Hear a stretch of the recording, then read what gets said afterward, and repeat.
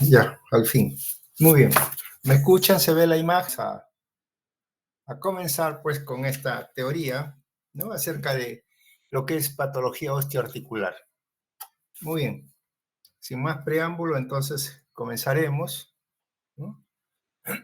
Bien, entonces vamos a hablar acerca de todo lo que es patología ósea, ¿no? Y patología ósea, pues el esqueleto humano, ustedes saben, hay total en el cuerpo humano hay 206 huesos, ¿no?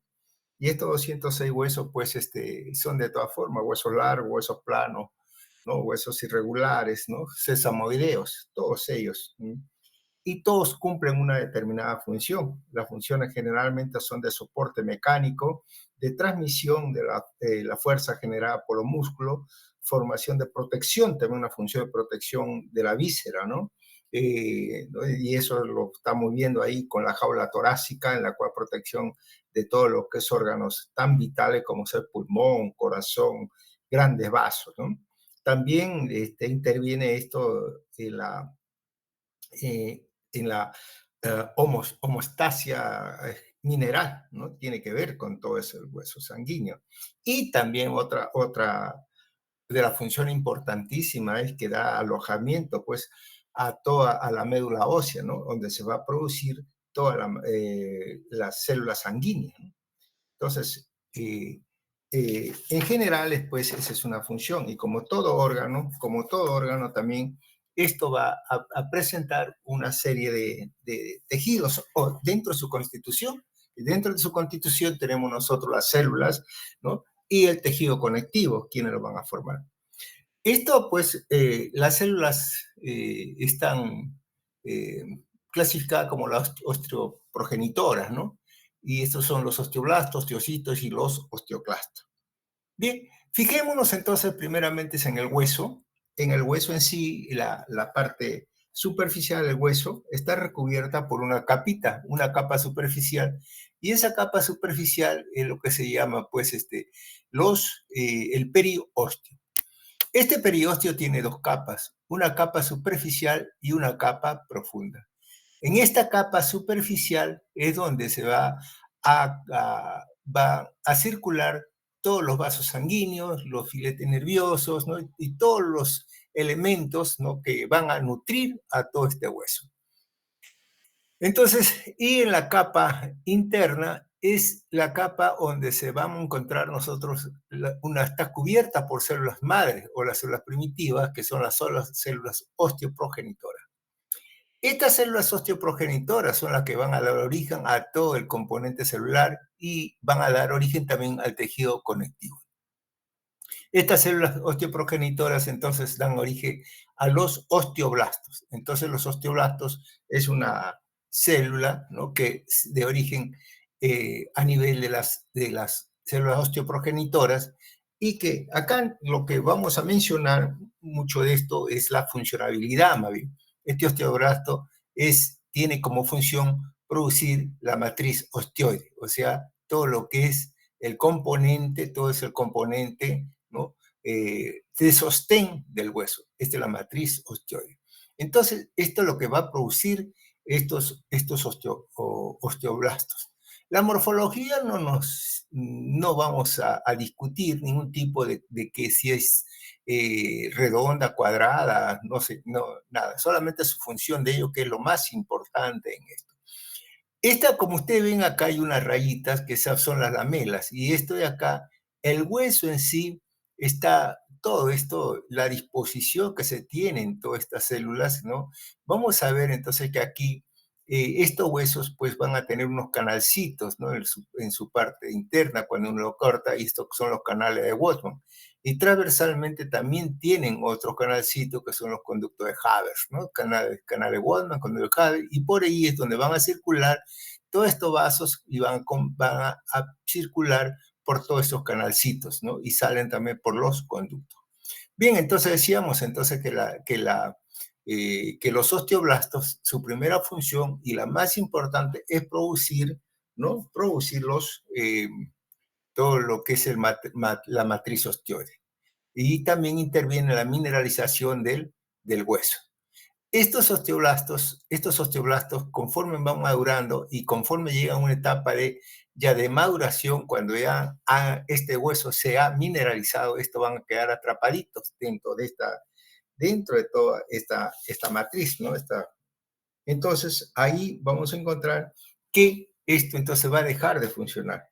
Y estos aquí, entonces, todos estos osteoblastos se convierten ya en unos osteoblastos, unas células eh, que con falta de capacidad para su funcionamiento, entonces aquí encuentran dentro de su citoplasma unas elongaciones, y estas elongaciones o prolongaciones citoplasmáticas forman como una especie de dendritas, y estas dendritas pues van a estar, se van a dirigir por los canalículos, ¿no? Los osteocitos aquí ayudan a regularizar todo lo que es la concentración de calcio y de fósforo, ¿no? En todo este microambiente de la celularidad. Por otro lado, también tenemos los osteoclastos.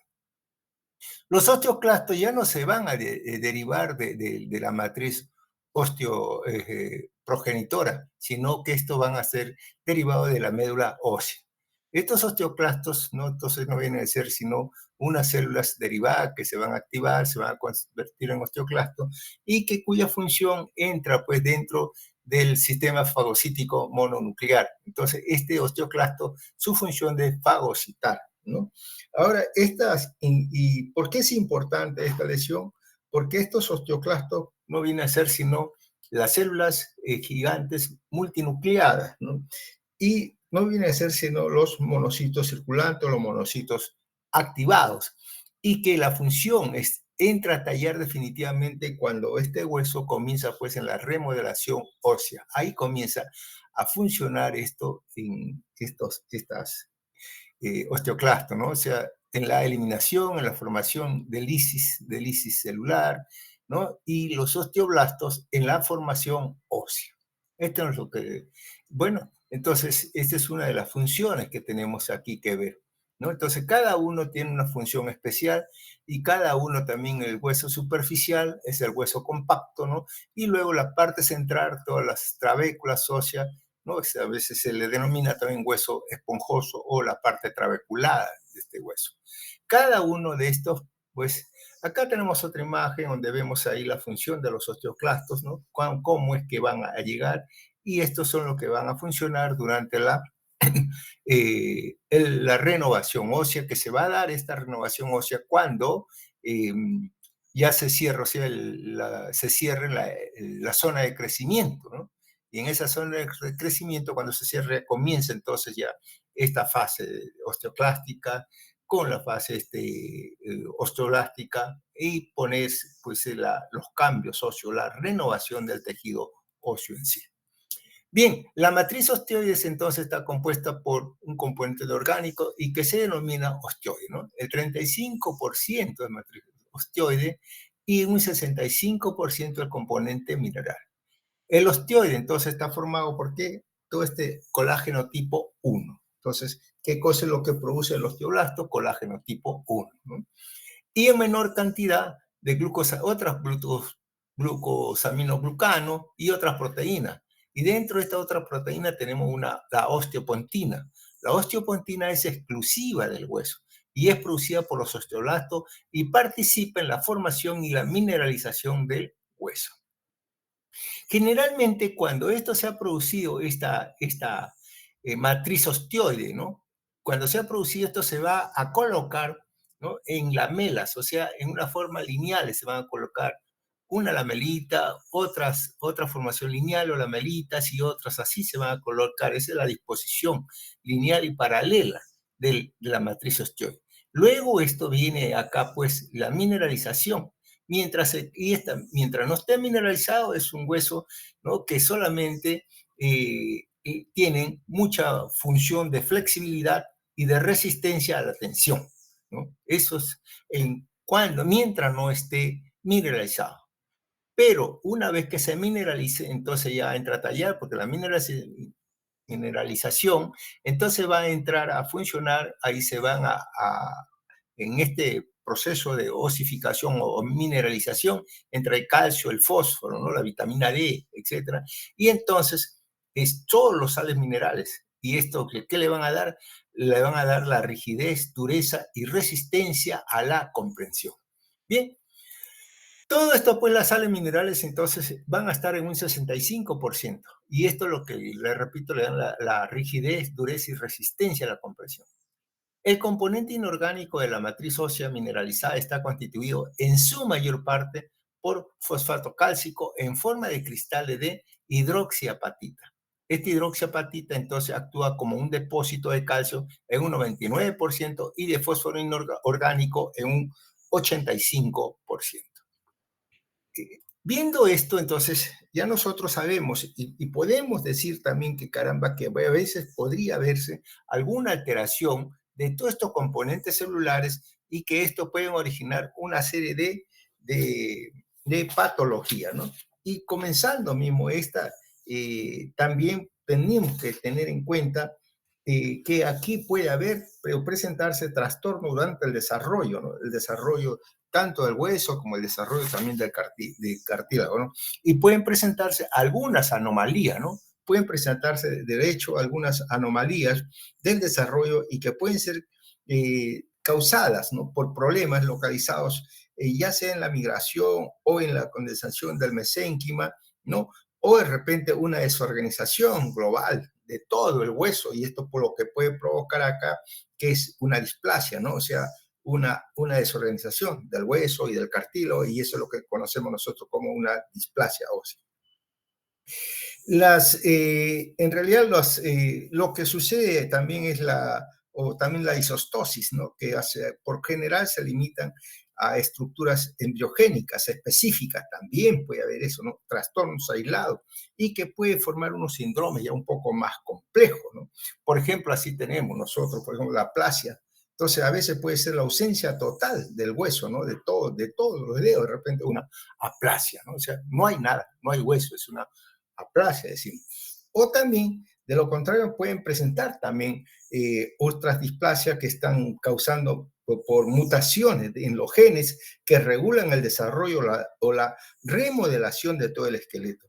Es importante señalar que en este contexto el término de displasia implica simplemente, ¿no?, el crecimiento anómalo y no una lesión premaligna, ¿no? Eso es lo que a veces, por eso cuando hablamos de la displasia ósea, es un crecimiento anómalo. No estamos hablando de acá de que como en otro contexto cuando hablamos así, ya que displasia ya es una lesión premaligna, no, no. En este contexto no se refiere a eso, ¿no? Y esto a veces, muchas veces en estos cambios displásicos se ha identificado más de 350 disostosis o displasias óseas. La mayoría, casi todas, son muy infrecuentes, ¿no? Y su clasificación ha evolucionado en una descripción simplemente clínica y radiológica, ¿no? Que incluye, puede haber defectos genéticos en algunas de ellas. Aquí, por ejemplo, le podemos mostrar algunas de estas alteraciones de la displasia ósea. Tenemos la adactilia, ¿no? Por ejemplo, la adactilia también, entonces, cosa muy curiosa cuando vemos estos tipos de displasias óseas, la dactilia, la polidactilia cuando hay mucho dedo, ¿no? Dactilia, la falta de los dedos, la polidactilia, ¿no? El dedo numeroso, ¿no? 2, 4, 5. Entonces acá miren ustedes acá, ¿no? ¿Cómo se ven estos 2, 4, 6 deditos? Ese dedo muy eh, numeroso, ¿no? Y la macrodactilia también es otra patología que también nos permite a nosotros reconocer y ver y todas estas lesiones que se pueden dar acá. Bien, también la amelia, cuando faltan a veces de repente, ahí ustedes han visto algunas personas que pueden faltar a veces miembros superiores o miembros inferiores, pueden ser, falta uno o ambos miembros inferiores, inclusive en otro falta 4 o los 4 miembros inferiores, tanto los superiores como los inferiores, ¿no? También puede haberse la heterodactilia, ¿no? O sea, menor de 5 dedos también. O la sindactilia, cuando están unidos.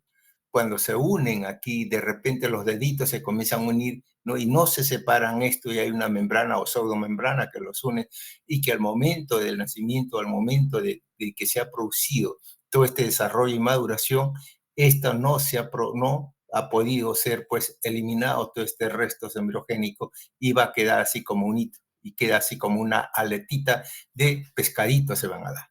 Muy bien, esto entonces son algunas de las lesiones que se van a presentar en estos tipos de patologías que muchas veces pueden estar asociadas, como le digo, a un trastorno genético, ¿no?, que se van a dar. Muy bien. También tenemos otras alteraciones que van a encontrarse en el desarrollo pre y postnatal. Y tenemos la acondroplasia, la osteopetrosis, la osteogénesis imperfecta, ¿no? Dentro de estas lesiones, nosotros vamos a tener la acondroplasia. Cuando hablamos de acondroplasia, estamos hablando, pues, de la forma más frecuente de enanismo, ¿no? Esta, esta, esta acondroplasia, que es la forma más frecuente del enanismo, entonces, esto, pues, es autosómico dominante. Algunas veces también se describe que puede ser autosómico recesivo, ¿no? Entonces, y estas acondroplasia, pues, eh, vamos a ver que hay aquí qué es lo que sucede, que aquí la alteración todo va a estar en la osificación intramembranosa. La osificación intramembranosa parece que está ser conservada. Aquí hay dos tipos, cuando esto comienza a madurar, cuando el feto ya se forma, ya el esqueletito óseo, el modelo óseo se forma, y después a la octava semana ya comienza el proceso de la osificación. Entonces, todos estos huesos planos, huesos largos, todo esto se comienza a la osificación. Y cuando se comienza la osificación, entonces nosotros vamos a tener que hay dos tipos de osificación, ¿no? Y esta osificación es intramembranosa y endocondral. La osificación intramembranosa se refiere a que eso se da a nivel de los huesos grandes, también se da en los huesos anchos, ¿no? En los huesos planos, ahí se da la osificación intramembranosa. Entonces, esto está conservado. Pero hay la otra osificación, la osificación endocondral. La osificación endocondral es la que se da entonces a nivel de los huesos largos. Entonces, un hueso largo, o sea, aquí está afectado, ¿qué cosa? Se comienza a afectarse, entonces, la placa que está en crecimiento de los huesos largos, ahí comienza a afectarse en estas lesiones, ¿no? En estos huesos largos, o sea, aquí es donde van a presentar, pues, una alteración, ¿no? Una alteración. Y dentro de esa alteración básica es el desarrollo irregular de la célula de cartílago de crecimiento en la placa metafisiaria, ¿no? Y está causada por una mutación puntual del gen que codifica el factor de crecimiento fibroelástico situado en el brazo corto del cromosoma 4. Eso es lo que lleva a esto. Que estos pueden ser homocigóticos y pueden ser heterocigóticos. Cuando son homocigóticos, estos mueren generalmente, ¿no? Entonces es incompatible con la vida. Y cuando son heterocigóticos, tienen una longevidad normal, tienen desarrollo mental normal y también desarrollo sexual dentro de lo normal. Entonces todo esto es simplemente lo que vamos a encontrar es la talla corta nada más, sobre todo los brazos cortos, ¿no? Y el miembro inferior corto. Eso sí, eso es lo más llamativo. Y dentro de esto también vamos a encontrar entonces que esto van a encontrar, entonces aquí los acondroplásicos presentan una longitud del tronco normal, extremidades cortas, ligera macrocefalia, con nariz sencilla y montal, y también puede encontrarse una lordosis lumbar, ¿no? Esto, ¿no?, es lo que más llamativo en esta lesión. Y esa lordosis, a veces esa columna está normal, pero esto pues puede ser alterado. ¿Por qué? Porque el espacio que le queda es insuficiente. Otra patología tenemos también la osteopetrosis. Bueno, la osteopetrosis también es una enfermedad hereditaria caracterizada por un aumento de la densidad radiológica del hueso, ¿no? A veces se denomina también enfermedad de los huesos de mármol. Y esto, pues, ¿qué cosa es lo que pasa acá? Hay una insuficiencia de la resorción ósea y esclerosis ósea simétrica difusa del cartílago, ¿no?, calcificado y del hueso plexiforme. Bien, ¿qué es lo que sucede acá? Lo que le dije que cuando cuando este modelo óseo comienza en un proceso ya de la osificación en la vida intrauterina, entonces esto pues, este cartílago, porque todo es cartílago, y este cartílago comienza un proceso de osificación, tanto intramembranoso como endocondral. Y entonces ahí va a quedar el hueso plexiforme, o sea, el hueso embriogénico, eso va a sobrar. Entonces, cuando se va osificando, comienza a haber unos restos óseos, ¿no? Primitivos o embriónicos que deben desaparecer. Y de esto debe desaparecer, entonces, ¿qué cosas son?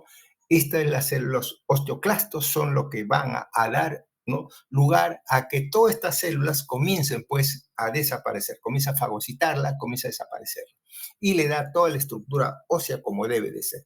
Pero, ¿qué es lo que pasa acá? Entonces, hay una mala función de estas células osteoclásticas, ¿no? Entonces, y al provocarse esta mala, no, una alteración, ¿no? Porque estas células hay que tener en cuenta también que una cosa, que estos osteoclásticos son células multinucleadas con un citoplasma acidófilo y el citoplasma es rico en anhidrasa carbónica y también en la fosfatasa ácida, ¿no? Entonces, y esto muchas veces tiene que ver cuando uno comienza estas eh, osificación, entonces el hueso es duro, entonces tiene que actuar aquí la anidrasa, ¿no? La anidrasa carbónica, y eso es lo que a veces entra a actuar o a funcionar mal en este proceso de, de función osteoclástica. Entonces no cumple una función. Acá hay una falla de la función de los osteoclastos que no permiten la buena fagocitosis, ¿no?, de todo este hueso. Entonces este hueso va a quedar pues una serie de deformidades se van a quedar aquí. Entonces la resolución ósea está reducida e insuficiente pues, debido a la insuficiencia del remodelado óseo, ¿no? El crecimiento, ¿no?, y la esclerosis ósea lo que dan es un marcado engrosamiento de la corteza y un estrechamiento de la cavidad, ¿no?, de la cavidad medular, muy estrechada, y que esto no permite muchas veces, no va a permitir el alojamiento debido de todo ese componente de la médula ósea, ¿no?, a nivel de estos tejidos óseos. Bien, entonces esto, y generalmente en la radiografía da la impresión de que hay un aumento, ¿no? En realidad es un aumento de la densidad ósea, ¿no? Pero acá no tenemos pues la parte osteolítica, ¿no? La parte, perdón, central en la cual se ve, ¿no? En la parte de la médula ósea no se ve. Todo se ve una densidad nada más ósea, ¿no? Bien, y no se ve esa parte translúcida que es la médula ósea. Bien, este hueso generalmente puede ser y se puede catalogar, también está dividido dentro de otras patologías, ¿no? Puede ser una osteopetrosis maligna, por ejemplo, ¿no? En este osteopetrosis maligna, entonces vemos nosotros aquí, pues, que ha sufrido, que lleva, indudablemente, si el hueso está en forma irregular en su parte interna y no le permite un alojamiento de todo lo que es la médula ósea, entonces aquí pues, ¿qué es lo que pasa? Va a haber una anemia de tipo leucoeritroblástica, pero también el cuerpo se comienza a defender y puede haber, ¿no? Puede haber una hematopoiesis extramedular. ¿A raíz de qué? A expensa de una hepatoesplenomegalia, ¿no? Y también puede haber otra cosa, otra que se pueda presentar es las alteraciones del sistema nervioso central. ¿Y debido a qué? Debido a que este encéfalo, cuando se va a alojar o cuando quiere en la base del cerebro, todo esto pues va a ser, no encuentra un lugar adecuado, ¿no? Inclusive todo lo que es el raquis, ¿no? O la médula ósea, en todo el canal del vertebral, entonces vamos a encontrar una irregularidad y esto hace pues, que haya pues una serie de alteraciones a esta lesión, ¿no? Entonces, todas estas alteraciones del sistema nervioso central es causada por una presión ejercida por el exceso de hueso que hay ahí. La muerte generalmente suele ser causada por una infección o por una disfunción neurológica bastante severa, que es lo que se va a producir. La osteopetrosis intermedia se hereda de forma heterogénea, ¿no? Los pacientes presentan una ligera anemia, a veces fractura recurrente. La radiografía demuestra un aumento de la densidad ósea, ¿no? Eh, Puede ser causada por diferentes mutaciones genéticas que afectan la función de los osteoclastos.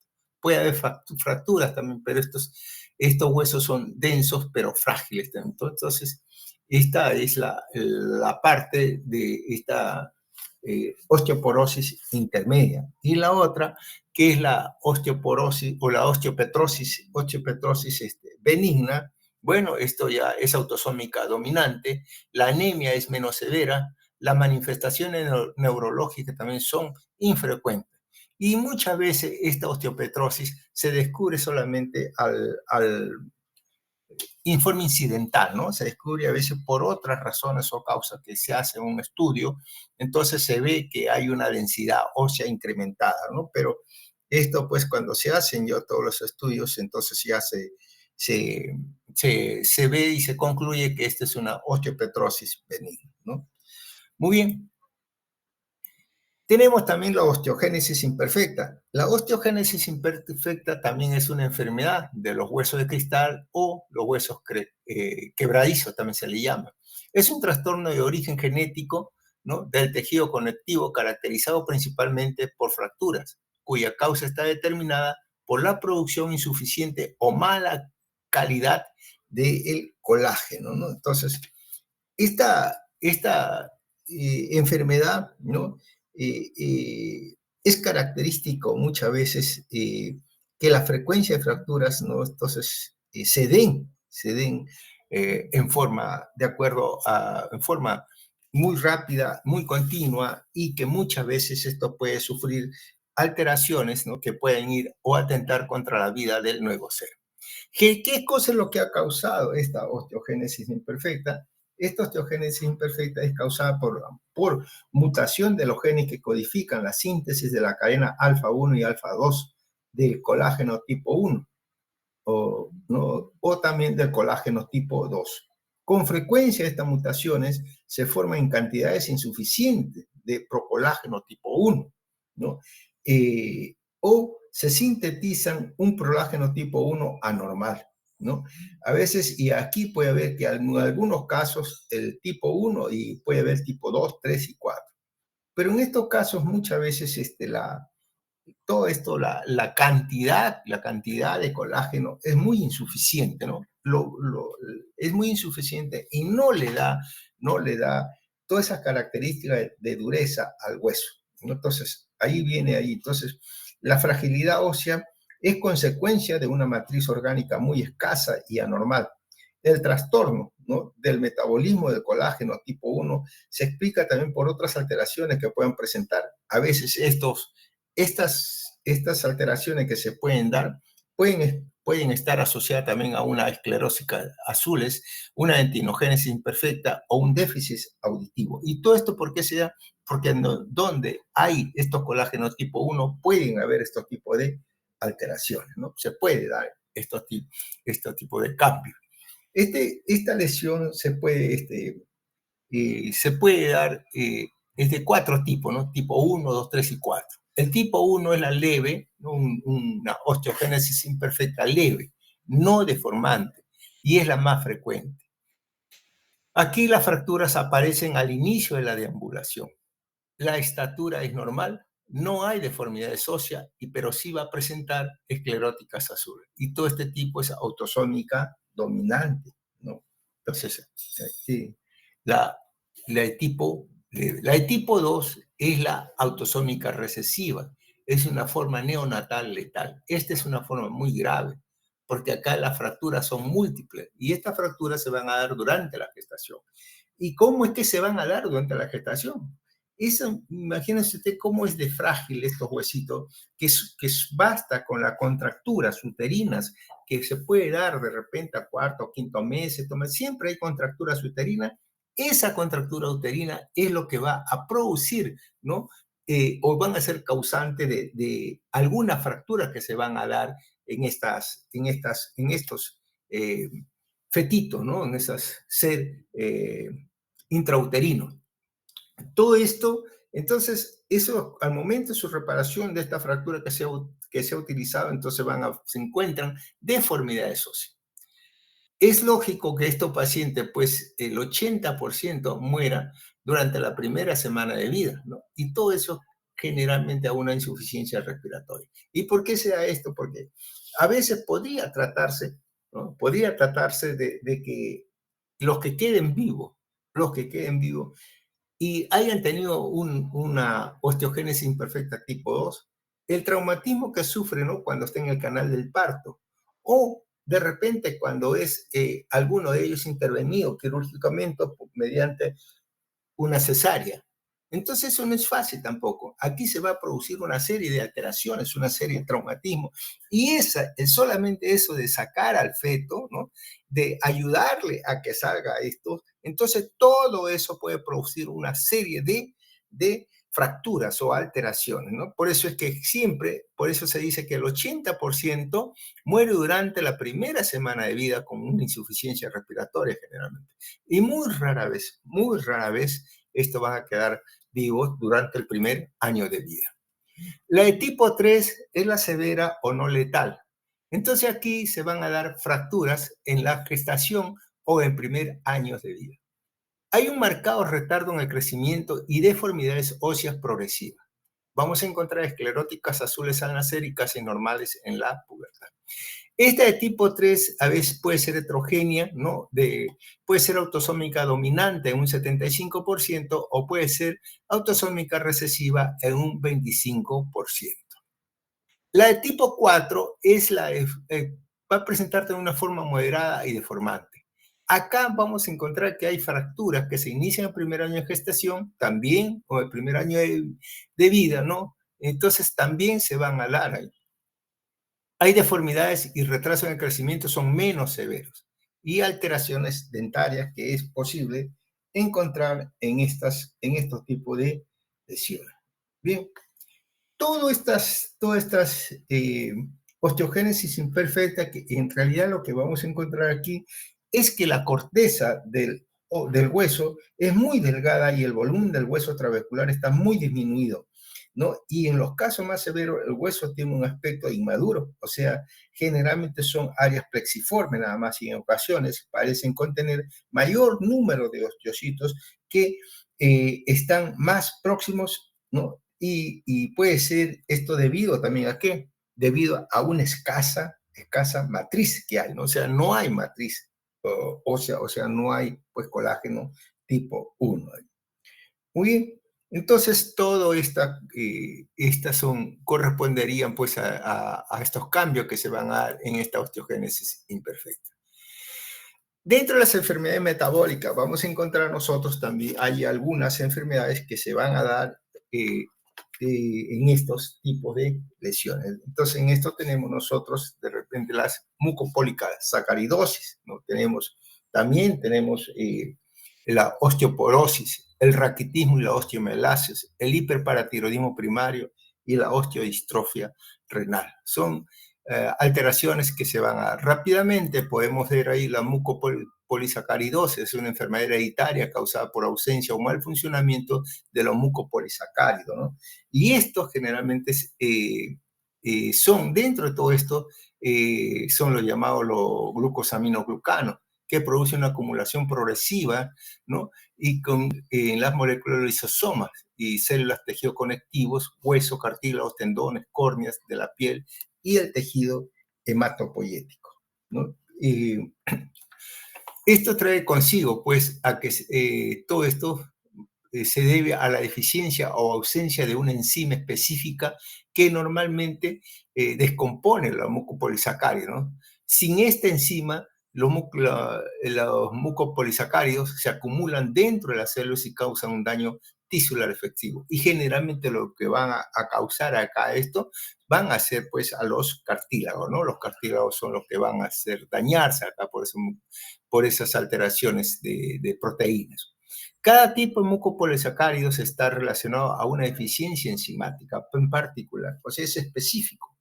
Tenemos ahí una serie de mucopolisacaridosis, una serie de síndromes, y esto pues es específico para cada uno de ellos. Simplemente vamos a nombrar alguno de ellos nada más, o sea, ¿no?, el es dentro mucopolisacaridosis, ¿no? Algunos de ellos pueden ser por acumulación de dermatansulfato o heparansulfato. ¿Esto corresponde a qué?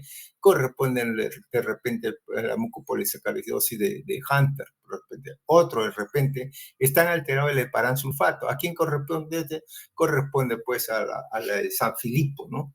O el queratansulfato al morquio, ¿no? Al morquio A o B, etcétera. Entonces, es específico cada uno de estos. Cada componente, ¿no? Puede ocasionar de repente algún tipo de lesión específica y con los cambios también que se puedan dar origen a todos estos tipos de alteraciones que se muestran en estas lesiones. Esto siempre, las personas afectadas siempre tienen con frecuencia una estatura baja, anormalidades en la pared torácica y también huesos malformados, ¿no? La osteoporosis, bueno, también tenemos la osteoporosis, no viene a ser sino una disminución de la masa ósea, ¿no? Por debajo de los valores normales para su edad y para también el sexo. Aquí la osteoporosis puede haber, entonces acá se puede provocar por un trastorno a la disminución de depósito o por un incremento también en la resorción, ¿no? En la resorción que se produce en estos tipos de pacientes. Muy bien, esta pues, ¿y esto qué me va a dar? Me va a dar un aumento de la fragilidad en el esqueleto, a veces puede ocasionar también fracturas espontáneas al frente a cualquier tipo de traumatismo. No es necesario caerse pues de un edificio o caerse de alta altura, no, nada, ¿no? Entonces de repente simplemente uno está caminando, se tropieza, se cayó y puede haber fractura, ¿no? Y esto pues se debe pues a estos cambios, a esta osteoporosis, ¿no? Estas faltas de componentes o de la destrucción o de repente podría deberse también a una falta de todo el mecanismo, de todos los componentes óseos, ¿no? Ustedes saben que el hueso, pues, habíamos dicho que es nuestro almacenamiento de calcio, ¿no? Es un lugar donde está localizado el calcio y que esto, pues, muchas veces comienzan a fallar, algunas veces no tenemos la suficiente cantidad de calcio, ya sea por ingesta o por alguna falla que pueda provocar estas lesiones o por algunas lesiones, entonces puede dar este tipo de enfermedades. Y otras veces también, bueno, simplemente es que la edad en ciertos pacientes, en general, la edad y en mujeres, que es mucho más evidente, puede ocasionar también esta rápida disminución o rápida absorción de hueso con disminución de la masa ósea. ¿Qué cosa es lo que sucede acá o por qué se produce? Se produce generalmente una vez que nosotros se ha producido el remodelado óseo y se ha crecido todo este hueso, entonces todo este panorama que nosotros tenemos acá, eh, tenemos que ver, ¿no? Que esta lesión, ¿no? Generalmente, ¿qué cosa es lo que se va a llevar a cabo acá? Cuando el niño ha crecido, cuando el niño ha crecido, entonces cuando uno crece y se ha desarrollado, y cuando se cierra ya la metáfisis, o sea, la zona de crecimiento del hueso, comienza otra etapa en la evolución de las personas, y comienza es la regeneración ósea. En esta regeneración ósea tiene que haber entonces, entra a tallar la fase lítica, que es accionar de los osteoclastos, y la fase osteoblástica, que es la fase de reposición. Cuando la fase lítica y después de los 18 años, ¿no? Una vez que se cierra, este proceso reparativo o este proceso pues, de recambio óseo se puede dar hasta un 8%, ¿no? En todos estos cambios normalmente que se van a dar. Y todos estos cambios que se van a dar y consiste, como le dijo, en que los osteoblastos comienzan a provocar, ¿no? una lisis, o sea, una reabsorción. Comienzan a provocar una reabsorción ósea, entonces esa comienza a renovar los huesos. Siempre yo le doy el ejemplo, bueno, vamos a ver, en esta renovación vamos a renovar estos 5 gramitos de hueso para que sea más entendible, más didáctico. Entonces, los osteoclastos comienzan a alisar 5 gramitos de hueso. Luego vienen los osteoblastos, entonces se ha formado como una especie, como una hendidura que lo vimos ahí en la primera, en una de las láminas primeras que hemos visto, ¿no? Entonces se comienza a formar con una hendidura, es la laguna de Hodgkin. Y esta laguna de Hodgkin, pues bueno, de repente ya deja de actuar ya los osteoblastos, comienzan los osteoclastos, comienzan a actuar, perdón, los osteoblastos comienzan a actuar y comienzan a reponer nueva matriz osteoide. Esta nueva matriz osteoide que la reponen a una interconexión directa y muy bien, 5 gramos absorbidos y 5 gramos repuestos. Eso se mineraliza, entonces el porcino. La cantidad de hueso reabsorbido es igual a la cantidad de hueso neoformado. Entonces ahí tenemos, ¿qué cosa? Tenemos un balance cero, ¿no? Un balance cero y muy bien, perfecto. Y eso continúa así. Pero hay cierto tiempo que esto de repente a partir de los 40 años de edad comienzan, algunos dicen que es menos, ¿no? Comienzan a haber un balance negativo. Y este balance negativo consiste en que la cantidad de hueso reabsorbido es mayor a la cantidad de hueso neoformado. Ese balance negativo es lo que ocasiona acá, lo que va a ocasionar entonces pérdida de la masa ósea. Hay una pérdida de la masa ósea. Y esa pérdida de la masa ósea es gradual, lo que se va ocasionando, es gradual lo que se va haciendo, ¿no? Y esto puede llegar pues hasta unos 70 años, 80 años, y esa masa ósea indudablemente comienza a ver, ¿no? Comienza a perderse.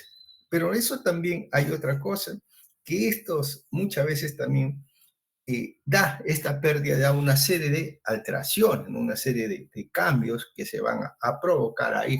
Eso hace que el hueso sea un poco más débil, eso hace también pues que se exponga a una serie de traumatismos, ¿no? A una fractura ante traumatismo débil. Estas osteoporosis puede ser primaria o puede ser secundaria. Dentro de la primaria tenemos la posmenopáusica o la involutiva tipo 1 y la senil o la involutiva tipo 2. La involutiva tipo 1 es la que está relacionada pues con la menopáusica y eso está relacionado con las señoras, ¿no? Entonces, a veces las señoras, ¿por qué presentan esta osteoporosis, ¿no? Mayor que en los hombres? Porque en las señoras, durante su edad de vida reproductiva, entonces ellos tienen el estrógeno y el estrógeno es lo que va aquí a proteger a toda esta señora. Este estrógeno produce una proteína que es la osteoprotegerina. Cuando comienza el macrófago a transformarse, ¿no? A activarse y transformarse en unas células osteoclásticas, entonces esta célula osteoprotegerina va a bloquear esa transformación o esa activación de monocitos, o perdón, de esos macrófagos, lo va a bloquear y no va a dejar que se transforme en células osteoclásticas, no se van a activar. Entonces, eso queda ahí. Entonces, las señoras están protegidas por estas células, por esta proteína que es la osteoprotegerina. Pero sucede que cuando ya comienza, a partir de los 42, 43, donde comienza ya a aparecer la menopausia, premenopausia, entonces ahí comienza a presentar cierto tipo de alteraciones. Y ese tipo de alteraciones, entonces comienza a ver qué cosa. Comienza a haber una disminución de las hormonas. Y esa disminución de las hormonas va a hacer que la cantidad de proteína osteoprotegerina también sea disminuida. Por lo tanto, aquí va a haber mayor cantidad de macrófagos que se van a activar y se van a transformar en osteoclastos. Al haber mayor cantidad de osteoclastos, entonces va a haber mayor cantidad de lisis. Y al haber esto, entonces va a haber una mayor producción o destrucción de hueso, ¿no? O sea, la masa ósea comienza a ser mucho más, a disminuir mucho, la disminución es mucho más acelerada en las mujeres. Entonces, de ahí que se presenta este tipo de lesiones.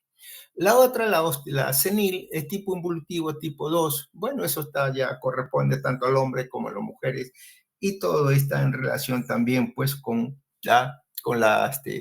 en relación también con la edad, ¿no? La secundaria, bueno, hay una serie de alteraciones que se van a dar ahí, una serie de patologías que pueden dar acá en estas lesiones, ¿no? Una serie de, de, de problemas como son síndrome de Cushing, el hipogonadismo, hipertiroidismo, etcétera, una serie de que se van a presentar, ¿no? De patología, ¿no? Y casi muchas de ellas son de patología endocrino. También hay otra neoplasia, por ejemplo, el mieloma múltiple, ¿no? Entonces eso puede provocar también una osteoporosis. La carcinomatosis, o sea, las lesiones también hacia los cánceres avanzados, alteraciones gastrointestinales, enfermedades reumáticas también, y muchas otras enfermedades, ¿no? Que pueden dar origen a estos tipos de lesiones. Pero esto no es todo también, ¿no? Entonces nosotros tenemos que ver también que la disminución de la actividad física, también tenemos que pensar que esto va a aumentar la velocidad de pérdida ósea, ¿no? Entonces, por si acaso, ¿no? Entonces hay que ver. Es importante, entonces, el tipo de ejercicio que se pueda ver, ¿no? Los ejercicios, por ejemplo, ahí en los tipos de ejercicio, a veces se dice que uno influye en la densidad ósea más que en el número de los ciclos de carga. Por ejemplo, los ejercicios con resistencia, como el entrenamiento de pesas, son estímulos para efectivizar pues, y aumentar la masa ósea, ¿no? Lo de pesa. Sin embargo, pues, ¿por qué? El ciclismo, por ejemplo, puede provocar una contracción muscular. El ciclismo, ¿no? La contractura muscular o la contracción muscular que ofrece esto es la principal responsable de la carga ósea, ¿no? La disminución de la actividad física asociada con el envejecimiento normalmente también contribuye a una osteoporosis, ¿no? Entonces, es mejor muchas veces que a veces los ejercicios de resistencia pueden afectar entonces, ¿no? Como el ciclismo, por ejemplo, ¿no? Hay factores genéticos que también pueden influir en estos tipos de lesiones, ¿no? A veces defecto de algún gen, ¿no? De repente un LRP5 puede afectar también genéticamente, ¿no? Bien, la eficiencia de consumo de calcio es otra cosa, ¿no? A veces puede ser el aumento de la concentración de la paratormona y la disminución de la concentración de la vitamina D. Puede influir en la aparición de osteoporosis, ¿no? Influencias hormonales, bueno, como ya a veces también se van a dar esta influencia. La disminución de la masa ósea puede ser hasta el 2% en el hueso cortical y el 9% en el hueso esponjoso. ¿Qué sucede con esto en las mujeres? En las mujeres puede perder hasta el 35% en el hueso cortical y el 50% en el hueso esponjoso, ¿no? O sea, después de la menopausia, ¿cómo sucede esto? Imagina entonces la pérdida, hasta el 50%, ¿no? 35% de la cortical, 50% de hueso esponjoso en una mujer, ¿no? Entonces hace que esto sea muy frágil, pues hace que el hueso entonces sea pues bastante frágil y pueda provocar unas fracturas, ¿no? A las mínimas, ¿no? A lo mínimo traumatismo que se puedan dar. Muy bien. Entonces tenemos esto, la posmenopáusica tipo 1 es frecuente en mujeres, entonces, que ya hemos hablado. También es que está relacionado con el estrógeno. Afecta predominantemente al hueso trabecular, por lo que suele provocar fracturas vertebrales y extremidades distales, ¿no? A nivel del radio o la fractura de la cadera también se puede dar. Muy bien, la de tipo 2 ya se van a presentar tanto en hombres como en mujeres, es más frecuente en mujeres que en hombres, ¿no? Está relacionado a factores desconocidos implicados en el proceso del envejecimiento. Aquí puede haber una pérdida proporcionada de huesos trabeculares y corticales, por lo que da lugar a fracturas vertebrales y de caderas también. Esta es la morfología, un adelgazamiento de las trabéculas cortical, ¿no? Que son más porosas y más delgadas. Aquí entonces podemos recordar también, otra vez le digo que esto puede llevar pues a una disminución tanto del hueso cortical como el hueso esponjoso. Normalmente puede ser en el hombre de repente y puede ser una disminución de la masa ósea que puede llegar el 2% en el cortical y el 9% en el esponjoso. Pero esto no es así en la mujer. En la mujer puede ser mucho más, ¿no? En la mujer 35% cortical y 50% en la esponjosa. Entonces esto pues nos permite que se deben tomar cierto tipo de medidas con relación a toda esta patología presentadas en la señora. Muy bien. El raquitismo y la osteomalacia. Bueno, tenemos acá también otra enfermedad, otras alteraciones que se pueden dar también, ¿no? Esto se debe a un desorden óseo debido a una insuficiencia de mineralización del osteoide. ¿A causa de qué? A causa de una deficiencia o trastorno de metabolismo de la célula T. el calcio o fósforo en la dieta o por problemas de absorción de estos nutrientes en el cuerpo, ¿no? Entonces, hay que tener mucho cuidado cuando nosotros hablamos, pues, a veces de lo que puede ocasionar estos tipos de lesiones, ¿no? Tanto como el raquitismo como en la osteomalacia, ¿no? Un defecto fundamental en la deficiencia de mineralización y la consistente acumulación de matriz, ¿no? Sin mineralizar, ¿no? Eso es lo que sucede, indudablemente. Aquí factores que influyen: deficiencia de vitamina D, falta de exposición al sol y problemas de absorción a nivel del tracto gastrointestinal o a nivel renal. No hay que olvidar, entonces, no hay que olvidar que nosotros podemos tener gran cantidad de calcio, gran cantidad de fósforo, pero si no hay vitamina D, no hay entonces una mineralización ósea adecuada. Cuando se da en niños, entonces puede provocar el raquitismo, ¿no? Y esto, pues, el hueso en crecimiento no hay un remodelado. El déficit de la mineralización afecta a la matriz ósea, ¿no? Entonces aquí puede haber qué cosa, puede haber dolor, calambres, debilidad muscular, retraso en el desarrollo psicomotor, infecciones a repetición y fragilidad ósea, además del retraso del crecimiento también. No, el raquitismo, pues en estas deformidades óseas se van a dar de la cabeza, a veces una frente prominente, ¿no? O el cráneo blando, que se puede hundir, una craniotabes, ¿no? Como vemos aquí, ¿no? Un ensanchamiento de las zonas articulares a nivel de la muñeca y las rodillas. Deformidad de los huesos largos, las piernas son arqueadas, ¿no? Engrosamiento de las uniones de la costilla con el esternón y alteraciones también en la columna vertebral con presencia de cifosis. Una serie de alteraciones que nos va a dar este tipo de patología. Por otro lado, la osteomalacia va a afectar aquí al adulto, ¿no?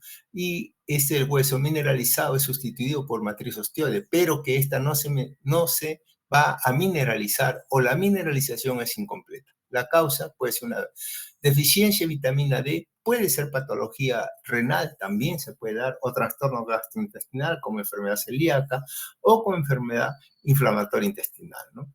¿Qué cosa es lo que va a pasar acá? Va a haber un aumento de la fragilidad ósea, dolores óseos al tacto y fracturas que no consolidan, ¿no? Entonces, aquí también tenemos una debilidad y fatiga y muscular.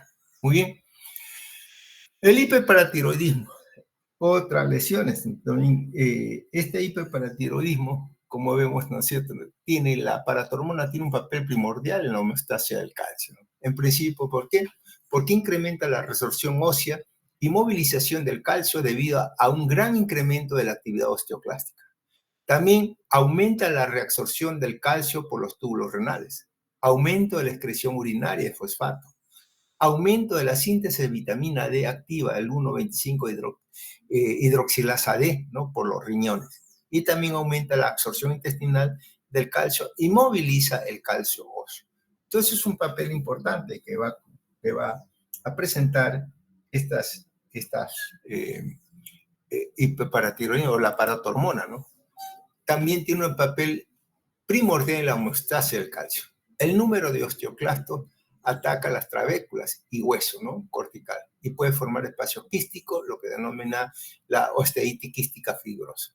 Y aquí, entonces, el hiperparatiroidismo ustedes deben tener en cuenta que se produce mayor cantidad de células osteoclásticas, y esto tienen entonces, ¿cuál es la función de célula osteoclástica? Es la función de fagocitar, ¿no es cierto? Entonces comienzan las trabéculas óseas comienzan a ser fagocitadas y pueden formar dentro del hueso unos espacios quísticos, y es lo que se llama la osteitis quística.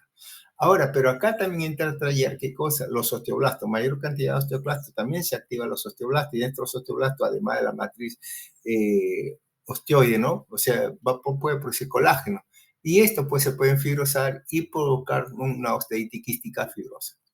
Los tumores también tumores pardos, ¿no? Del hiperparatiroidismo. Todo esto se va asociado a todo eso, a células gigantes con hemosiderina, y se ven ahí, corresponde eso. Cuando uno ve esto de ahí, bueno, ahora se le llama eh, eh, ¿no? Como tumor reparativo de células gigantes, ¿no? Entonces, esto hay que buscar y hay que ver muy bien y hacer dosaje para hormona para descartar que no sea un tumor pardo del hiperparatiroidismo. El hiperparatiroidismo primario se manifiesta por tres anomalías, ¿no? Interrelacionadas, ¿no? La osteoporosis, es la más intensa en la falange, vértebra y el fémur proximal. La osteitis fibrosa y el tumor pardo, ¿no? Son las tres patologías clásicas que van a presentar estos tipos de lesiones.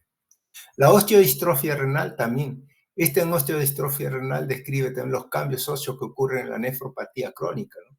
Incluso está asociado con la diálisis y comprende todas estas entidades descritas como la osteopenia u osteoporosis, osteomalacia, hiperparatiroidismo secundario y retraso en el crecimiento. La nefropatía, ¿no?, causa anomalías óseas por tres mecanismos. Uno, por disfunción tubular. Esta disfunción tubular puede ocasionar acidosis tubular renal. Insuficiencia renal generalizada. Altera la función glomerular y tubular. Disminuye la excreción de fosfato. Produce una hiperfosfatemia crónica y con el paso del tiempo, hiperparatiroidismo secundario. Una disminución de los factores agregados. Ejemplo, una disminución de la vitamina D, que puede causar una hipocalcemia y contribuye al hiperparatiroidismo también secundario. Son cosas que también hemos hablado y hemos visto acerca cuando hemos hablado de patología endocrina. La osteodistrofia renal, como consecuencia de una insuficiencia renal crónica, entonces esta causa que causa una hiperfunción paratiroidea y trastorno de mineralización ósea. Ambas son causadas por hipocalcemia secundaria a déficit de la hidroxilación de la vitamina D. También se puede dar por destrucción del parénquima renal y por una hiperfosfatemia secundaria a la reducción de la filtración glomerular, que es lo que causa hiperparatiroidismo, osteomalacia o lesiones de tipo mixta. Bien, tenemos también la enfermedad de Payet óseo, otra enfermedad también metabólica, ¿no?, o llamada también esta enfermedad de Payet óseo, osteoitis deformante. Esta produce un aumento de la masa ósea en forma desordenada y estructuralmente inapropiada, ¿no? Usualmente suele aparecer al final de la edad adulta, o sea, a veces después de los 70 años, ¿no?, y aumenta con frecuencia a partir de esta edad. Afecta más a hombres. La alteración es etiológica y desconocida, ¿no? A veces se puede factores genéticos o ambientales, y está caracterizada por una alteración en la remodelación ósea, ¿no?, y por aumento del grosor del hueso. Esta es alteración de la remodelación ósea. ¿Qué cosa es lo que consiste entonces? En esto consiste. Acá también otra vez volvemos a repetir nuevamente en esta fase cuando en la remodelación ósea tenemos, ya le dije, una fase osteolítica, una fase mixta, ¿no?, y una fase pues ya final, que consiste ya en todo lo que ha pasado. Entonces, en esta fase osteolítica aumenta el número de los osteoclastos. ¿Y esto qué produce? Produce pues una pérdida local de hueso. No se olviden, no hay que olvidar que estos osteoclásticos, había dicho también que todo este tipo de lesiones y estos huesitos van a ser ricos, ¿no?, en anhidrasa carbónica, ¿no? Y entonces aquí es donde viene a taller todas estas formaciones de estas células osteoclásticas, ¿no? Entonces, al tener esto, la anhidrasa carbónica y la fosfatasa ácida, entonces esto va a hacer que el hueso es duro, el hueso está mineralizado. Y cuando se produce la restricción ósea, todo ese hueso es muy duro, muy compacto, mineralizado. La anhidrasa carbónica, entonces, ¿qué es lo que hace? Elimina toda esta sustancia de mineralización y entonces va a quedar el hueso blandito, va a quedar el hueso no mineralizado, solamente va a quedar otra vez como tejido, un colágeno tipo 1 nada más. Entonces ahí es donde puede ya ser reabsorbido, ¿no?, por estos osteoclastos. Entonces se da esto. Llega un momento en que esa cantidad que se tiene que reabsorber ya llega a un límite, y entonces comienza ya a entrar los osteoblastos. Entonces los osteoblásticos ya comienzan a formar matriz ósea, pero ya ahí la función de los osteoclastos ya comienza a disminuir. O sea, esa fase mixta se va a volver, definitivamente va a perder los osteoclastos, que queda solamente la fase osteoblástica nada más. Entonces, esta fase osteoblástica, ¿qué tiene que reponer? La misma cantidad de hueso reabsorbido. Pero aquí, ¿qué cosa es lo que sucede? Sucede que este osteoblasto pierde la noción o de repente no comienza a producir esa cantidad. Volvamos al ejemplo otra vez. ¿Cuánto se ha reabsorbido? 5 gramos. Bueno, tienes que reponer 5 gramos. Pero ¿qué pasa? Esto no. Cuando comienza el osteoblasto a producir matriz osteoide, comienza a producir, a producir, a producir, a producir, y a producir y a producir. Ya pasó los 5 gramos y sigue produciendo. Entonces, y esto como se tiene que poner en forma lamelar, ¿no? O sea, en forma paralela, ¿no? Entonces, una linealidad de matriz osteoide, después otra, después otra, después otra. Entonces eso se comienza a perder. Y comienza a ver en ese espacio que hay solamente en la laguna de Hochin, ¿no? En ese espacio que se ha dejado para la remodelación, entonces no da, ya no entra más. Entonces, todas esas lamelitas, todas esas formas paralelas que se ha dispuesto el hueso, se comienzan a cortar y al acortarse, a juntarse, a piñarse, comienzan a ondearse. O sea, esa línea, ¿no? Que tienen en forma paralela se comienzan a ondear. Y al ondearse le da un aspecto, pues, como si fuese de mosaico, miren ustedes acá. Y todo esto tiene que ser en forma lineal. La separación de una lamela a otra lamela es lo que se conoce como la línea de cemento. Y esto pues es lo que le da, y esto pues le da este aspecto en mosaico, es característico y patognomónico de esta lesión, ¿no? Entonces, es acá entonces donde se puede producir, ¿no? Estos tipos de enfermedad de Payet, ¿no? Esta enfermedad de Payet pues se produce en esta lesión, ¿no? Entonces, ¿qué cosa? Cuando se ha dado cuenta, ya deja fase esclerótica en la fase final, donde cesa la actividad, entonces ya, bueno, ya se dio el caso, ¿no? Entonces, como resultado de este exceso de hueso compacto, tiene un aspecto mosaico y debido a una disposición irregular de tejido, ¿no? Entonces, esto generalmente es lo que se ve en estos cambios, ¿no? En estos cambios, ¿no? de que se presenta, ¿no? en la osteogénesis imperfecta. Perdón, en la enfermedad de Payet. Muy bien. Con relación a esta enfermedad de Payet, todavía a veces no se sabe con certeza cuál es la causa de la enfermedad, ¿no? Pero puede ser, se dice que hay factores genéticos, ambientales. En el 40-50% a veces los casos son familiares y un 5-10% pueden ser de forma esporádica, ¿no? ¿No? En este tipo de enfermedad. La evolución clínica ya lo hemos visto, entonces los hallazgos clínicos son muy variables y dependen de la extensión y la localización de la enfermedad. La mayoría de los pacientes a veces pueden ser asintomáticos, ¿no? Y no descubren estos hallazgos, sino a veces puede ser por radiología que se puede dar, ¿no? ¿Por qué? Porque la presentación, algunas veces cuando se presenta a nivel de la cara o se presenta a nivel de los huesos del cráneo, podría ser entonces que esto le dé cierto grado le van a dar una deformidad al hueso. Pero otras veces cuando se presentan a nivel de los huesos, de huesos largos, ¿no? Entonces, ahí ya no tenemos esa posibilidad de verlo, ¿no? Entonces, esta enfermedad de Payet, entonces se va a provocar, ¿no? Se va a producir en otros tipos de huesos. Y ahí ya no tenemos, no tenemos la opción para poder determinar qué cosa es lo que ha pasado en eso. Simplemente puede ser por un hallazgo fortuito o un hallazgo incidental, por el toma de una radiografía y vemos este tipo de lesión. Bien, esto también puede presentarse, pues, una complicación con este hueso, ¿no? ¿Por qué? Porque esta enfermedad de Payet, no se olviden de que es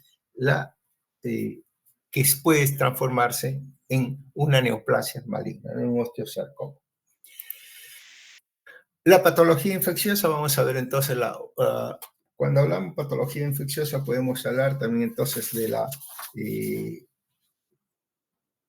osteonecrosis, ¿no? La osteonecrosis o necrosis avascular también se le llama. Esta osteonecrosis o necrosis avascular a veces se le denomina también un infarto al hueso, ¿no?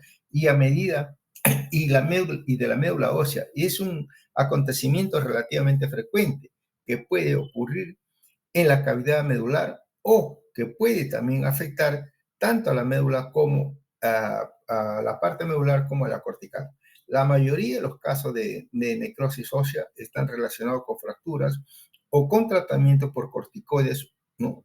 Es lo que mayoría de estos casos, ¿no? Y los cuales pueden producir, ¿qué cosa? Una insuficiencia vascular, tromboembolia, presión externa sobre los vasos y obstrucción venosa, ¿no? Bien, se cree que todos estos factores producen, pues, como dice, todos estos cambios que hemos mencionado, ¿no? Y pueden llegar, pues, a provocar todas estas lesiones, ¿no?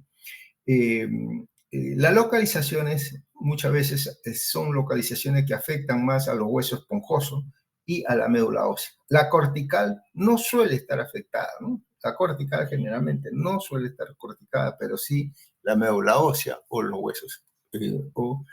huesos reticulares. La osteomielitis aguda es otra lesión, otra patología también, ¿no? De tipo infecciosa. Esta osteomielitis aguda indica una inflamación del hueso y de la médula ósea, prácticamente siempre secundaria a una infección, ¿no? Todos los microorganismos como el virus, parásitos, hongos, bacterias pueden causar osteomielitis, ¿no? Todo eso. Pero la más frecuente de estas infecciones son causadas por ciertas bacterias piógenas, ¿no? Y micobacterias. En la actualidad, muchas veces se dice que todas estas se da, o la más frecuente es el estafilococo aureus. En un 80-90% es que se produce en esta lesión. Y afecta principalmente a niños y adolescentes. Y que la localización más frecuente es a nivel de la metáfisis, que es la zona más vascularizada de esta lesión. Bien, entonces siendo esta cuando, y esta generalmente se va a dar pues por una zona, por la vía hematógena. Algunas veces se puede dar también de forma directa, pero por la vía hematógena es bastante frecuente que se den estos tipos de lesiones. Bien, esta lesión, cuando llega a la parte que es más vascularizada, la metáfisis, los huesos largos, entonces aquí va a haber, entonces, al haber un agente extraño, una bacteria, entonces tiene que ver una reacción también, ¿no? El organismo va a reaccionar ante la presencia de un cuerpo extraño, y qué cosa es lo que aparece son los polimorfos nucleares. Estos polimorfos nucleares van a aparecer en el afán de querer destruir a todo este elemento invasor a la médula ósea. Entonces vamos a tener nosotros que acá se va a producir pues una proliferación, o va a haber gran cantidad de neutrófilos. Estos neutrófilos van a morir en su proceso de fagocitar también, ¿no? Entonces, y esto van a producir una serie de material purulento. Este material purulento que vamos a tener acá, entonces necesita salir o extenderse. Y a veces puede encontrar hacia arriba, dirigirse hacia arriba, hacia abajo o a alguno de los lados, ¿no? Entonces, pero en este proceso mismo también, este material, como todo, eh, al morirse o al todo desovalizarse, estas células de los neutrófilos van a dejar los elementos lisosomiales, ¿no? Gránulos lisosomiales que están libres dentro de su citoplasma, se salen y comienzan una destrucción y comienzan a matar también las células buenas y malas dentro de ella, ¿no? Y dentro de eso comienza el endostio. El endostio comienza también a ser afectado, todas estas celulitas, el tejido óseo, ¿no? Comienza a ser afectado, los osteoblastos que están rodeados del endostio también comienzan a ser afectados. Y entonces vamos a tener acá que comienza a haber entonces una destrucción de este hueso reticular. Llegando acá hasta la corteza, ¿no? Llega hasta la parte del hueso compacto, donde también puede ser afectado, llega al periósteo, también puede ser afectado, y puede inclusive estar hasta la parte, hasta el extremo, ¿no? O las partes blandas de ahí. Muy bien. Eh, entonces acá tenemos que la lesión de la metáfisis se extiende por la cavidad medular, una destrucción del tejido, ¿no? Por isquemia del endostio y el periósteo, y se extiende al tejido blando. Y aquí, a veces en este proceso, porque esto no va a durar un día, ¿no? Esos ya tienen muchos días, varios días, entonces acá también va a haber un proceso de intento reparativo, ¿no? Entonces, después de 4 o 5 días, ustedes saben que comienza a aparecer los fibroblastos, ¿no? Los macrófagos, las células plasmáticas, etcétera, también van a ser mezclados entre ellos. En este intento curativo que hay fibrosis, y todos los huesitos, todos los fragmentitos óseos, todo el hueso reticular, todo el hueso fragmentito que ha quedado, entonces va a quedar muchas veces atrapado dentro de este tejido fibroso, ¿no? Eso es lo que a veces se reconoce como secuestro óseo. Esto, pues, esto indudablemente que comienza a avanzar, ¿no? Y estos algunas veces pueden ser o no pueden ser dañinos, ¿no? Pero el hueso afectado se necrosa en las 48 horas, ya está el hueso necrótico, ¿no? Entonces, es una lesión donde que hay que actuar en forma rápida también. ¿Por qué? Porque esto puede provocar una serie de alteraciones. Bien, entonces tenemos acá entonces el acceso, entonces se produce. Una vez que ha destruido toda la parte interna, entonces vemos nosotros que hay toda eliminación de todo el contenido interno, ¿no? El tejido purulento hacia la parte externa, dejando muchas veces alterado aquí la parte, dejando todo este hueso que está necrótico, está muy débil acá, ¿no? Entonces puede provocar también una serie de alteraciones en este tipo de fragmento óseo afectado o de lesiones óseas afectadas acá en este nivel. Los huesos están completamente necróticos, afectados, ¿no? Y eso es lo que pasa. ¿Qué cosa es lo que puede pasar acá? Entonces, aquí, ¿qué es lo que puede pasar?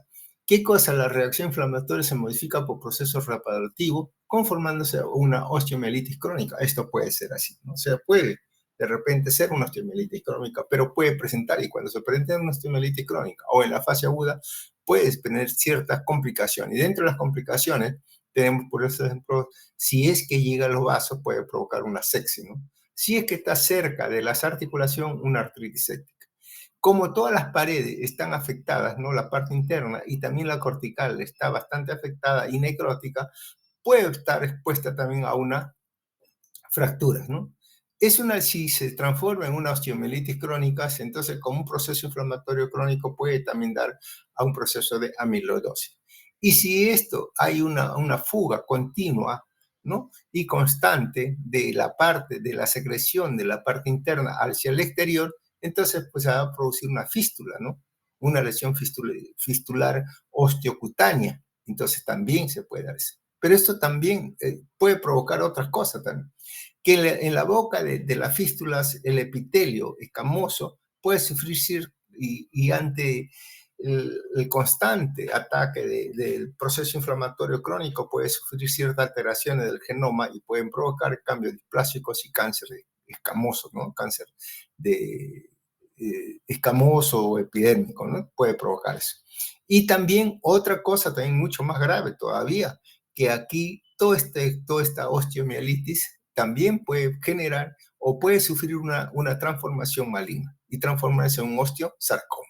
Entonces son las complicaciones que se van a dar en estos tipos de lesiones. Otra parte también tenemos la osteomielitis tuberculosa. También puede ser otra que entonces también esta osteomielitis tuberculosa ya hemos hablado también acerca de todas estas lesiones o todas estas lesiones granulomatosas que se pueden dar, ¿no? Cuando alguien tiene un tipo de una lesión pulmonar, esta lesión pulmonar puede avanzar, puede llegar a ser una primera infección, una infección repetitiva, una segunda infección. No puede provocarse también una lesión cavitaria, puede salir por la vía hematógena o por la vía linfática, llegar de repente al otro pulmón, provocar tuberculosis miliar, o también al salir por la vía hematógena o salir por la vía linfática puede provocar lesiones en otras partes del organismo, ¿no? Entonces, en cualquier parte. Entonces, en cualquier parte del hueso, ósea, hablando acá de hueso, bueno, en cualquier parte del hueso. Entonces, siempre hemos hablado que a veces los que sufren de estas tuberculosis pulmonar un poco avanzadas tienen una posibilidad del 1 al 3% de hacer tuberculosis extrapulmonar. Y esa es la que conlleva, dentro de uno de ese porcentaje, lleva a la tuberculosis ósea. Cuando esta tuberculosis ósea puede estar asociada también o sea, a nivel de la columna vertebral, se le denomina una enfermedad de Potts. Pero en cualquier parte del ósea puede estar afectado. Puede permanecer latente en varios años, ¿no? Antes de su identificación. En pacientes, por ejemplo, con SIDA puede ser multifocal, ¿no? O sea, puede afectar cualquier hueso. La columna, cuando es a nivel de la columna y ataca el hueso, las vértebras dorsales y las lumbares son los sitios más comúnmente afectados. Las rodillas y las caderas también pueden ser afectadas. Es más destructiva, ¿no? Es más destructiva y resistente al control. Entonces se propaga por áreas de la cavidad medular y produce una necrosis extensa de esta lesión. Entonces imagínense usted a nivel de la columna, la necrosis que pueden ver estos y de destrucción de esta lesión. Entonces, cuando ocasiona en la columna, entonces lo que se denomina enfermedad de Pot, ¿no? Y entonces esta enfermedad de Pot, entonces comienza muchas veces a afectar el cuerpo vertebral, y esta afectación del cuerpo vertebral tiene una destrucción, y entonces puede también afectar el disco intervertebral y puede provocar todo esto que una secreción, una compresión, ¿no? Un aplastamiento vertebral, y también como todo esto está necrosado, puede inclusive salir a atacar las partes blandas. Y lo más característico acá, pues, y secreción, ¿no? Secreción de lesión, de secreción, ¿no? Secreción gaseosa o purulenta, ¿no? A través de una fístula que se puede dar a ese nivel.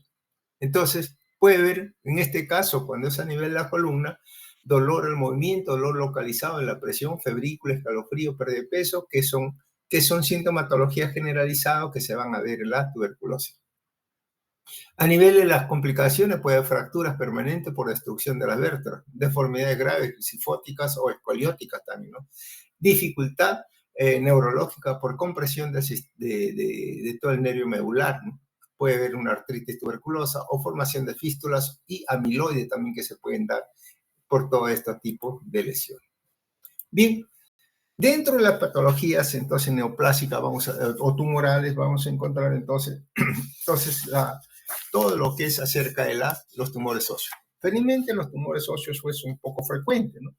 Los tumores óseos son poco frecuentes y estos tumores óseos se presentan en 1,2% de todas las neoplasias malignas. Afectan también más a niños y adolescentes y con frecuencia son de alto grado. La sintomatología suele ser inespecífica muchas veces, ¿no? Uno no sabe, pero hay cosas curiosas. Acá la edad, la localización y la radiografía son bastante constantes para cada lesión. Hay patologías óseas que solamente se van a presentar en determinado grupo de enfermedades. Y también patologías óseas que siempre van a estar afectando ciertos huesos y dentro del hueso cierta parte del hueso, ya sea en la metáfisis, ya sea en la epífisis, ¿no? O en la diáfisis. Cualquiera de esos lugares siempre van a estar ahí, ¿no? Cualquiera que sea esta lesión, siempre van a afectar eso. Y la radiología nos va a mostrar eso.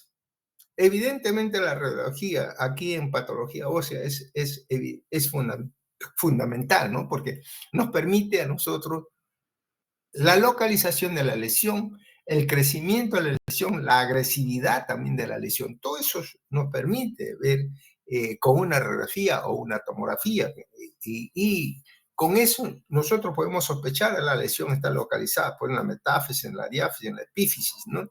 Tiene tal característica, está comprometiendo el hueso en la parte medular, en la parte cortical, o se está extendiendo también hacia la parte blanda. Entonces, o infiltrando la parte medular hacia la cortical y extensión a la parte blanda. Entonces, todo eso lo podemos nosotros ver a través de un buen estudio radiográfico, ¿no? Entonces eso es lo que nos permite muchas veces llegar a un diagnóstico, ¿no? O sospechas diagnósticas antes de los estudios patológicos que se puedan realizar. Como le dije entonces, tenemos la epífisis, la diáfisis, la metáfisis. Entonces cualquiera de estas lesiones, en cualquiera de estos lugares, pueden estar estos tumores, ya sean benignos o ya sean malignos. Siempre las localizaciones se van a encontrar y siempre algunos tipos de tumores también vamos a encontrar nosotros dentro de esta lesión, ¿no? Entonces, a veces podría dar, por ejemplo, el sarcoma de Ewing, ¿no? O el osteosarcoma. Entonces, a nivel de la diáfisis, ¿no? El sarcoma de Ewing, ¿no es cierto? O de repente, caramba, a nivel un tumor benigno, ¿no? Por ejemplo, el condroblastoma. Puede ser a nivel de las epífisis. Entonces, son ejemplos que se pueden dar en estos tipos de lesiones. Muy importante y bonito cuadro, como para que ustedes puedan tener una idea ya más exacta también de dónde puede encontrar y radiológicamente qué cosa es lo que caracteriza estos tipos de lesiones. Dentro de las lesiones tenemos nosotros lesiones formadoras de tejido óseo y aquí vamos a comenzar con todo lo que es el osteoma, ¿no? El osteoma, entonces, vamos cuando conversemos con esto, vamos a conversar acerca de la patología, más que todo, más que todo aquí hablar acerca de la clínica unas veces, o otras veces también de la localización, más que de la histología.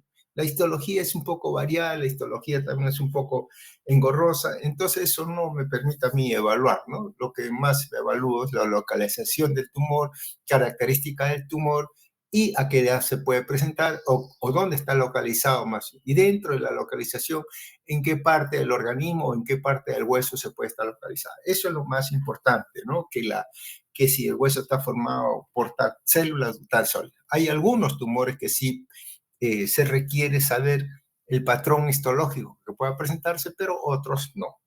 Bien, entonces comencemos con el osteoma. El osteoma también, o llamado también una excrescencia ósea. El osteoma puede ser pediculado o puede ser sésil, ¿no? Estos osteomas muchas veces se originan en los huesos formados por la osificación intramembranosa. Y y generalmente estos pacientes pueden tener nosotros estos osteomas en la superficie, ¿no?, del hueso a nivel de la cortical, ¿no? Es un tumor benigno que está formado a nivel de la cortical. A veces algunos dicen que es dudoso que sea una neoplasia, que podría ser una alteración del desarrollo óseo o el estudio final de otras lesiones, ¿no? Como una displasia fibrosa, por ejemplo, ¿no? O un proceso reparativo. Los pacientes a veces que pueden presentar un síndrome de Gardner, ¿no?, o una poliposis intestinal, o un fibroma, o una fibromatosis, ¿no?, y en quiste e inclusiones pueden presentar estos osteomas, ¿no? El osteoma es más frecuente entre los 40 y los 60 años de edad, ¿no? Y también si en la relación hombre-mujer es más hombre en mujer en 1 a 2, ¿no? La localización está más en los huesos del cráneo y de la cara, ¿no? Y generalmente es asintomático. Generalmente todo esto es asintomático, hueso del cráneo, hueso de la cara. Entonces, en conclusión, yo tenía el osteoma, ¿qué cosa es? Llamado también excrescencia ósea, ¿no? Es un tumor óseo benigno que está localizado a nivel de la cortical, ¿no? Y sobre todo que se va a dar con mayor frecuencia a nivel de los huesos del cráneo o de la cara. Se puede dar en otros lugares, se puede dar en cualquier otro lugar, pero más frecuente a nivel del cráneo y la cara. Y generalmente son asintomáticos. Pues es una excrescencia ósea, ¿no?, un crecimiento óseo a nivel del hueso compacto, perdón, sí, del hueso compacto, la parte, ahí vamos a encontrar, mire usted acá, ¿no? Y eso es el hueso compacto, lo que tenemos. Bien, esto es la localización. Acá puede verse otra localización, igual. También es un bultito nada más, ¿no? Entonces, la excrescencia ósea o la osteoma. Bien, la histología no la vamos a ver. El osteoma osteoide es otra lesión, también es un tumor benigno, el osteoma osteoide, ¿no? El osteoma osteoide también es un tumor benigno. Y este tumor benigno, ¿por qué se caracteriza? ¿Dónde va a estar localizado? Está localizado a nivel intracortical, con localización a nivel de la metáfisis de los huesos largos, y se caracteriza por tener una zona central. Una zona central que se denomina nidus o nido, y que corresponde a una lesión, ¿no?, en la periférica, ¿no? Entonces, toda esta lesión. Acá osteoma osteoide, entonces, la caracterización es porque vamos a entrar en una lesión central. Ahora, localización. Comenzamos. Tumor óseo benigno, localización intracortical. Localización intracortical. Se caracteriza ¿por qué? Porque vamos a tener en la zona central nidos, un nido. Y este nido tiene que medir menos de 1.5 centímetros. ¿Ya? Menos de 1.5 centímetros.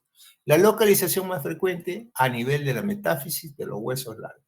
La sintomatología, dolor, que tiende a ser mucho más intenso durante la noche y suele responder muy bien a los analgésicos, ¿no? Entonces, a veces le da su ácido acetilsalicílico y le va a calmar el dolor.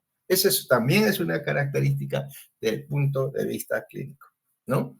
Bien, esto pues el osteoma osteoide, entonces, acá tenemos, miren ustedes acá, esta es la cortical y esta es la parte adentro, ¿no?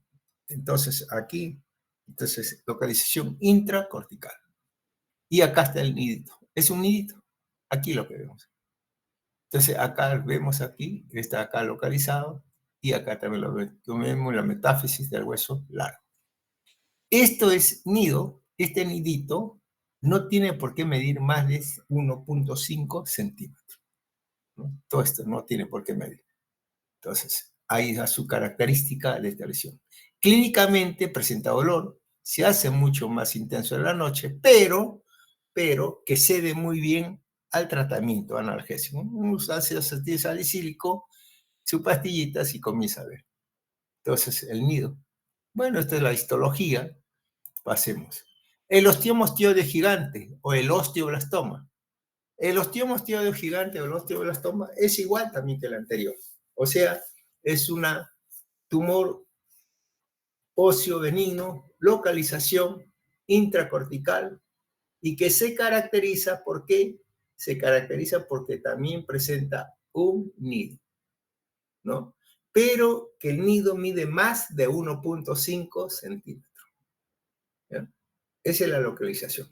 Entonces, esa es, pero la característica, ¿no? Entonces, otra vez le repito, osteoblastoma u osteoma ostioide gigante también es una lesión ósea benigna de localización intracortical. Se caracteriza por presentar nidos y este nido mide más de 1.5 centímetros. ¿Dónde se localiza en el hueso? Mayor localización tiene a nivel de la columna vertebral, ¿no? La columna vertebral. Acá tenemos, miren ustedes, la columna vertebral. También se va a localizar a nivel del húmero, ¿no? Proximal y la cadera. ¿Manifiesta dolor? Sí. También manifiesta dolor. Es un dolor más fastidioso, un dolor sordo, progresivo. Pero acá hay una cosa curiosa en relación al osteomostioide. Esto es, cuando se les presenta esto, hay dolor, pero que no remite con los fármacos. O sea, no remite con los antiinflamatorios, con los analgésicos, ¿no? Entonces, no remite con la aspirina, no remite eso. Entonces, el dolor es mucho más persistente. ¿Ahí? Esa es una diferencia, por ejemplo, entre el dolor de uno y el dolor de otro, ¿no? El osteomostioide, de repente podría ser, se me ocurre ahorita pensar, ¿no? Tumor óseo benigno localizado, con mayor frecuencia a nivel de columna vertebral, caracterizado clínicamente por presentar un dolor, ¿no? Dolor persistente, ¿no? O un dolor inflamatorio, sino, o cuál es la característica del dolor, ¿no? Si cede o no cede a los tratamientos, o si cede o no cede a los analgésicos. Esa es una buena posibilidad también para ver y conocer todo este tipo de lesiones. Bien, entonces acá no vemos esto porque ya los osteoblastomas generalmente son estas lesiones, pues, con un poco de células un poco primitivas, donde los tenemos que estudiar a nosotros un poco más al detalle para determinar su diagnóstico final. El osteosarcoma o sarcoma osteogénico. Lo que vamos a leer acá simplemente es el sarcoma, ¿no? No vamos a hablar de otro tipo de sarcomas acá, ¿no? No vamos a hablar, hay varios tipos de sarcomas, osteosarcoma periostal, osteosarcoma telangiectásico, osteosarcoma de célula pequeña, osteosarcoma, etc. O sea,